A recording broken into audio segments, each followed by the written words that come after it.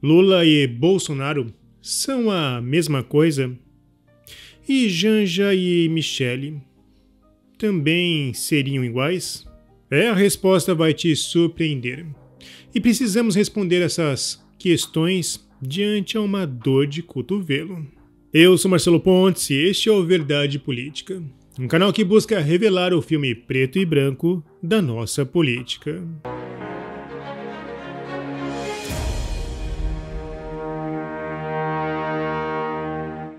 Em 2022, os isentões não eram tão isentos assim.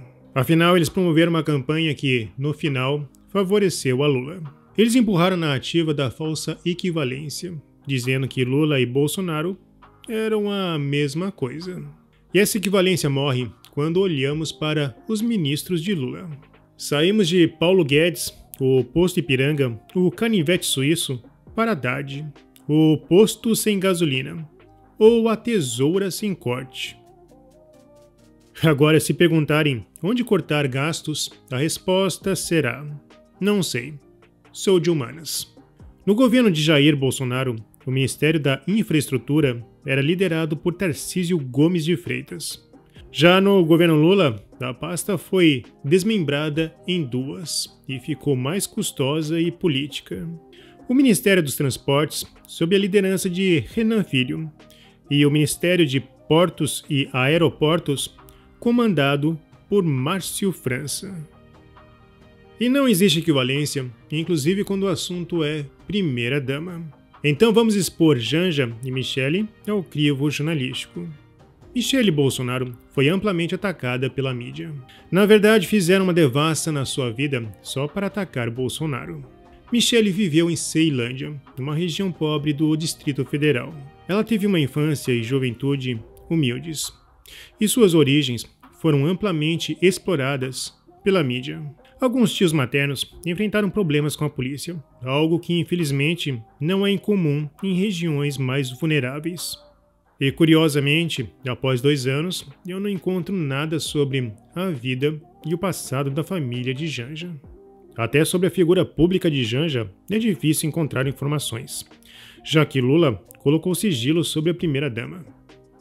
Eu fico me perguntando onde estão aqueles jornalistas que atacaram a privacidade de Michele Bolsonaro. Será que Janja não tem nenhum parente que teve problemas com a polícia? Duvido. Inclusive na eleição de 2022, a esquerda manipulou um vídeo de Bolsonaro para alegar que Michele foi condenada por tráfico de drogas. Onde será que estavam os patrulheiros da moralidade na internet, pedindo regulação para a esquerda? O casal Bolsonaro buscou economizar energia quando se mudou para o Palácio do Alvorada. Já no início de 2019, Bolsonaro já falava em economizar energia. Economizando energia, desde quando eu cheguei, a gente não acende a luz aqui. Tem aquecedor elétrico na piscina, eu desliguei em janeiro de 2019. De fato, ele chegou a desligar o aquecimento misto, que é solar e elétrico, para economizar energia. Um fato curioso é que, em 2016, essa piscina foi alvo de investigação da Polícia Federal. A Odebrecht foi responsável por realizar um belo upgrade que incluía a instalação de piso de granito. Indícios foram encontrados pela Operação Lava Jato ao analisar mensagens trocadas em 2008 por Marcelo Odebrecht. No texto podemos ler: em 1º de abril de 2008, Marcelo perguntou ao então presidente da construtora do grupo, Benedito Barbosa da Silva Júnior, se o trabalho das pedras foi bem concluído. Ele explicou que precisava saber disso porque naquele dia seu pai, Emílio Odebrecht, se encontraria com o amigo. Segundo os investigadores, esse era o termo usado na empreiteira para se referir a Lula. Executivos que negociam delação confirmam o apelido. Já no governo Bolsonaro, o maior crime apontado foi, pasmem, um político realizando transmissões ao vivo na residência presidencial que é a sua casa. Lembrando que o casal Silva acusou falsamente o casal Bolsonaro de roubar os móveis do Alvorada em 2023. Mais tarde descobriu-se que os móveis estavam catalogados. Parte estava em um galpão e a outra parte dentro do próprio Alvorada. É difícil de imaginar que o casal Silva, assim como a sua assessoria, não tenham olhado dentro do próprio Alvorada.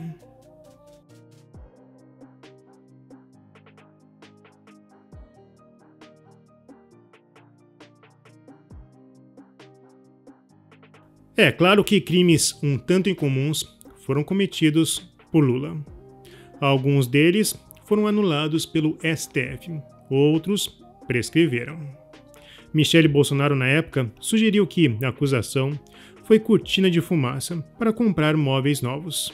Segundo a Gazeta do Povo, o governo Lula gastou 26 milhões de reais com móveis e reformas no Palácio do Planalto e residências oficiais.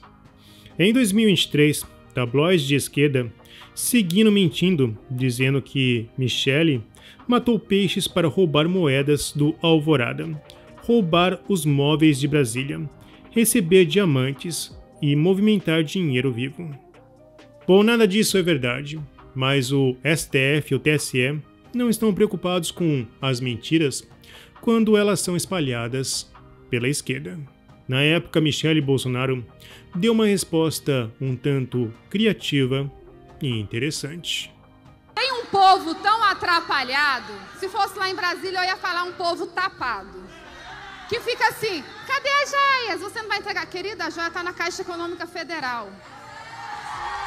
Mas vocês pediram tanto, vocês falaram tanto de joias que em breve nós teremos lançamento. Joias para vocês. Sabe por quê? Porque eu aprendi. Aquela mulher frágil, aquela mulher que chorou, que teve depressão, aquela mulher que via a injustiça social e não conseguia resolver, aquela mulher que foi apedrejada, aquela mulher que assassinaram a minha reputação, e vocês colocam o meu nome na internet, tem lá tanta coisa ruim que esse povo do mal fizeram comigo. Isso é um legado do mal para que todos que gostam de mim vejam, para as minhas filhas. Mas sabe o que aconteceu? Eu vou fazer uma limonada docinha desse limão.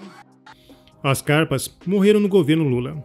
A SECOM culpou Francisco de Assis Lima, porém ele foi exonerado no dia 5 de janeiro de 2023. Houve uma manutenção no dia 10 de janeiro de 2023 e os peixes morreram porque esvaziaram o tanque. As moedas recolhidas em dezembro no espelho de água foram doadas para uma entidade carente. A entidade, inclusive, agradeceu. Muitas pessoas generosas colocaram a sua moedinha lá e chegou até a gente aqui, que vai fazer grande diferença no nosso trabalho do dia a dia aqui, já que cuidamos hoje e moramos com 84 especiais que Deus nos confiou. Deus abençoe a senhora, abençoe a todos. Um grande abraço. Amém. Já no governo Lula, a entidade carente é o próprio governo, que também recolheu as moedas. E essas moedas que foram recolhidas, será que serão bem utilizadas ou vão pagar algum custo de Janja? Inclusive, o editorial do Estadão publicou: o show de Janja custa caro. Eventos paralelos à cúpula do G20 no Rio, nos quais a primeira-dama teve participação destacada, custaram muito mais aos contribuintes do que a própria reunião entre chefes de Estado. Janja, inclusive, está passando mais tempo fora do Brasil do que Lula.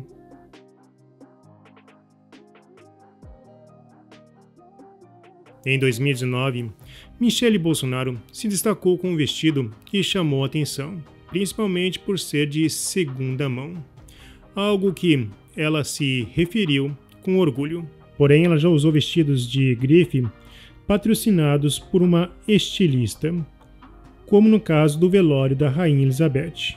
Janja já ostentou-se com sapatos Hermes de R$ 8,5 mil em evento nos Estados Unidos e acabou dividindo opiniões por ostentar luxo.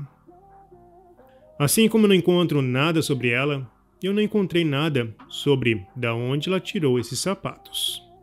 O que eu sei é que a atual primeira-dama é zoada na internet devido a seus vários modelitos. Inclusive, Janja afirmou que quem confeccionou o polêmico uniforme das Olimpíadas foi a mesma pessoa que confeccionou o seu vestido de casamento com Lula. Isso explica muita coisa. O canal T82 afirmou que Janja se incomodou com a ida de Michele Bolsonaro à posse de Trump. Segundo o texto, Janja teria afirmado que Michele ainda age como se fosse primeira-dama do Brasil. Na posse de Trump, Michele representou Hollywood na década de 40, uma versão moderna da estatueta Colômbia, também conhecida como Estátua da Liberdade. O figurinista Jean Luz, responsável pelo design original do modelo e não do vestido, é conhecido por criar trajes que realçam a elegância e o poder feminino. O vestido foi patrocinado pela estilista Luana Paulic, ou seja, financiamento privado. E falando em isentões, Cláudio Dantas pareceu incomodado com a ideia de que a foto de Michele e Eduardo possa ser vista como uma possível chapa futura. Aqui já podemos perceber que não são versões análogas. Uma defende as pessoas e a outra defende o Estado. O debate realmente é entre Estado e liberdade, como Milley afirmou. E no final, a liberdade irá vencer. Bom, se você apoia a Verdade Política, não se esqueça, curta, comente e compartilhe. Clique no sininho para você receber as nossas notificações. E vamos continuar na luta em prol da verdade.